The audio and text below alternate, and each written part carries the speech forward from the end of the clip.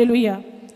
అలాగా ఆయన మరణించిన తర్వాత ఆఫ్రికా ఖండం వారు అన్నారంట, మీరు ఈ శరీరంని ఇంగ్లాండ్ తీసుకెళ్ళండి, కానీ ఈ గుండెని మాత్రము మా ఆఫ్రికా ఖండంలోనే సమాధి చేయమన్నారంట. దేవుని స్తోత్రం, హల్లెలూయా. ఈ గుండె మా కొరకు తప్పించిపోయింది, ఈ గుండె మా కొరకు విలపించింది. ఈ గుండెలో నుంచి కొన్ని బిందుల కన్నీరు మా కొరకు వలకబోసారు. ఈ గుండెని ఇక్కడే పాతి పెట్టండి, మా ఆఫ్రికా ఖండంలోని.